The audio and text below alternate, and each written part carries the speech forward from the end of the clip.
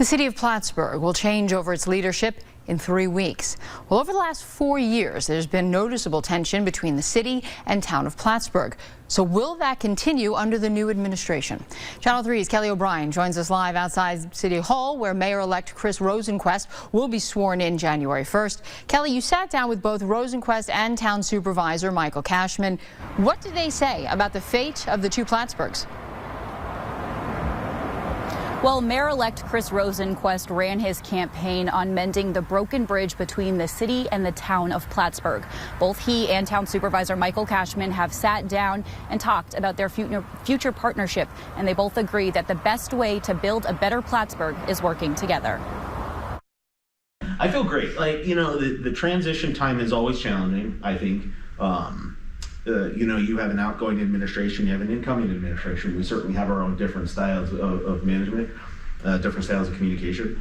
But I think at the end of the day, the transition is going as well as it can. Supervisor Cashman, same question to you. 3 weeks out, how are you feeling about this change? The future is very bright, and it really just kind of, it warms my heart to know that we're going to get back to the relationship that the town and the city had just a mere 4 years ago. You say it's going to be a brighter future.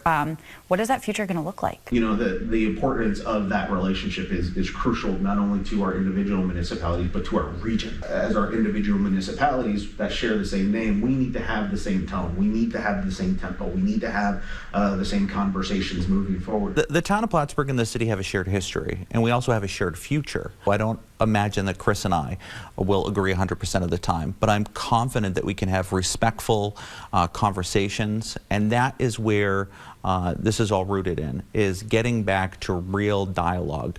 Conversations, collaboration, and when appropriate, compromise.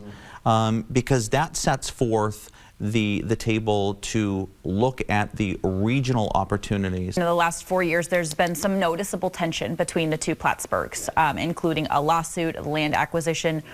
Does that go away when January 1? Do you take office? Is that a conversation you still have to have? Like we said earlier, compromise is going to have to be part of this conversation.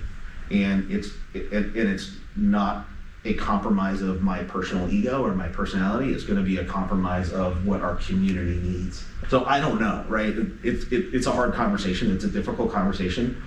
But at the end of the day, I'm confident that we are going to come into the room, have that difficult conversation, and still walk out as partners. And that's what this is about.